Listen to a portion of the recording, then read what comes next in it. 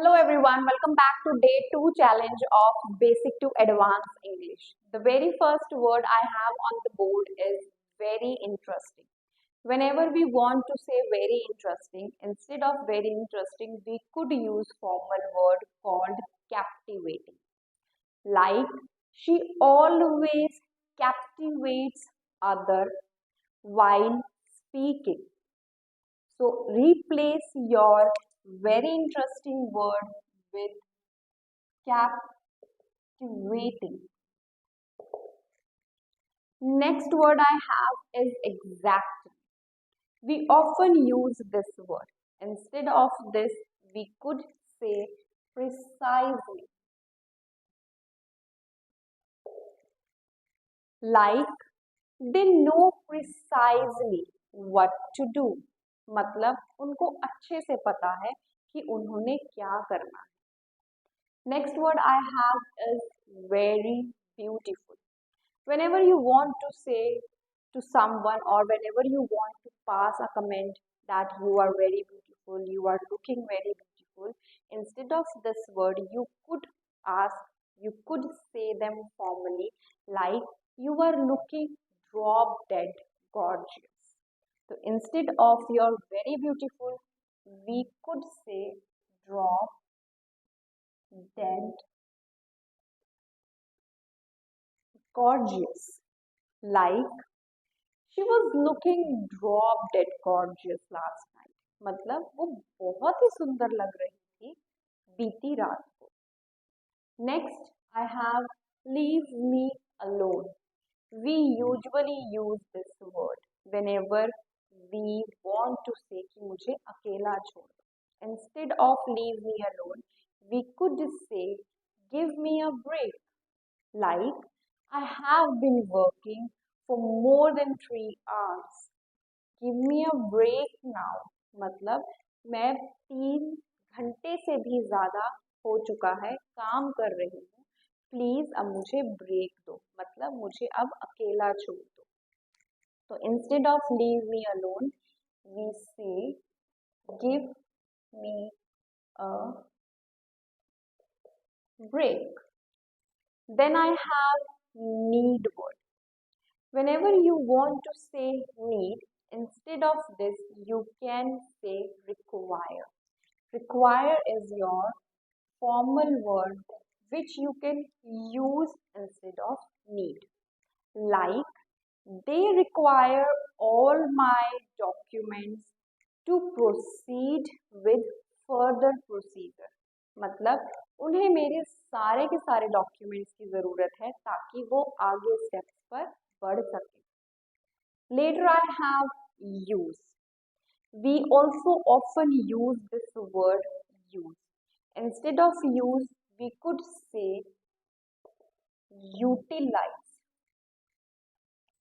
Like, she would utilize all these plastic boxes to make the best out of the waste. मतलब वह ये सारे के सारे प्लास्टिक के बॉक्सेस यूज करेगी ताकि वो वेस्ट में से कुछ अच्छा सा प्रोडक्ट बना सके. So whenever you want to say use word, you could replace it with utilize. Next word I have is ask. मतलब पूछना. अब जब भी हमें किसी से कुछ पूछना होता है तो यूजुअली हम उसकी जो इंग्लिश है आस्क में ट्रांसलेट करते हैं. Instead of ask we use inquire. Inquire is your formal word. So whenever you want to ask something, you could use it with your word inquire. Means he rang up to inquire for the train time. मतलब उसने phone किया ताकि वो पूछ सके train का time क्या है. Next word I have is show. Show का मतलब होता है हिंदी में दिखाना, जिसको आप फॉर्मल वर्ड में illustrate,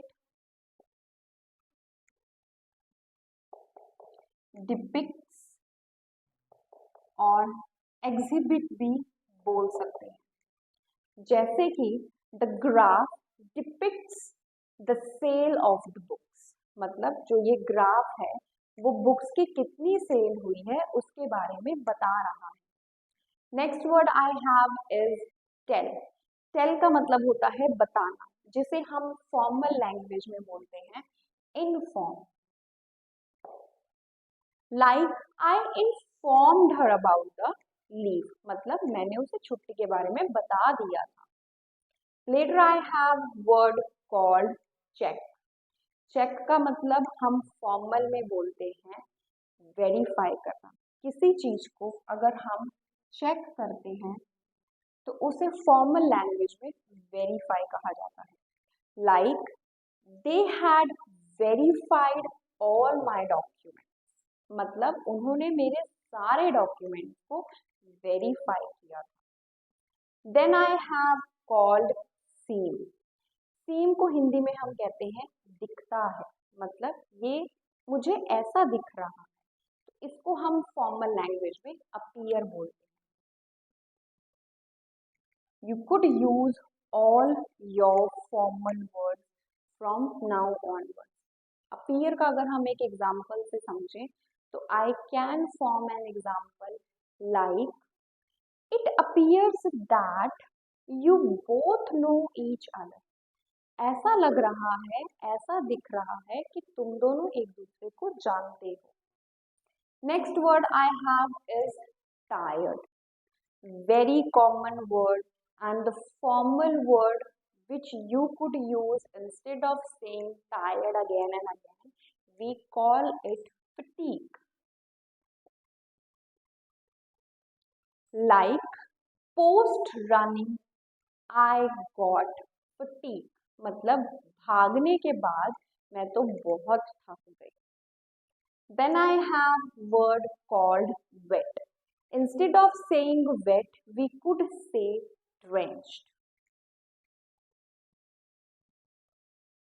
Yes, it called drenched means they got drenched in the rain. मतलब वो बारिश में भीग गए। Then I have word called different. Very very very common word. बहुत सारे लोग बहुत बारी इसको यूज करते हैं different को। तो instead of saying your word different, we could say distinct or diverse. Like she has diverse collection of bags, मतलब उसके पास तरह तरह के बैग्स की कलेक्शन है। Then I have word called hard working. Hard working word को हम advance और आपकी फॉर्मल लैंग्वेज में डेलीजेंट कहते हैं।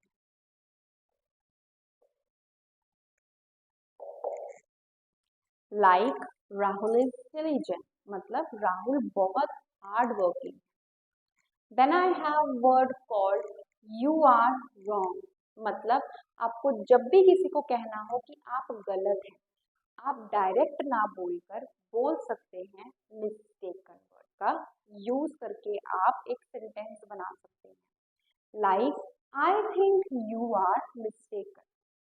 तो डायरेक्ट आप किसी को बोले you are wrong, you could say you are mistaken, और उससे भी पहले आप और फॉर्मली बोल सकते हैं I think you are mistaken.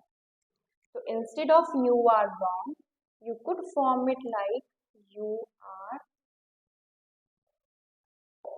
mistaken. Next word I have is I don't like it.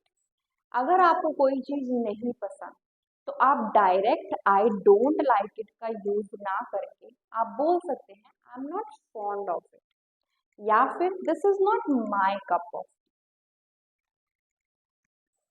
I am not fond of it. Like I am not fond of hip hop song, मतलब मुझे hip hop गाने नहीं पसंद। Then I have word called clarify. Clarify को हम formal language में बोलते हैं इलेबोरेट, मतलब विस्तार से समझाना।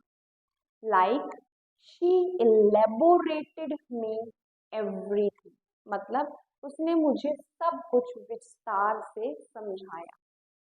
Next word I have is called think about, मतलब किसी चीज के बारे में या किसी चीज के ऊपर सोचना. फॉर्मल वर्ड में we call it consider. Like she would consider about the offer, मतलब जो हमने उसे ऑफर दी है जॉब से रिलेटेड या किसी चीज से भी रिलेटेड, वो उसके ऊपर सोचेगी, सोच विचार करेगी. तो rather than saying think about it, think about it, you could say consider. Last but not the least, word for the day is live. बहुत सारे बच्चों को मैंने सुना है whenever I take them their interview, तो they usually say I live, I live. So instead of I live, you could use put up or reside. Like I put up in Mohali, I reside in Mohali. I hope आपको आज की video informative और interesting लगी है. Follow for more such video.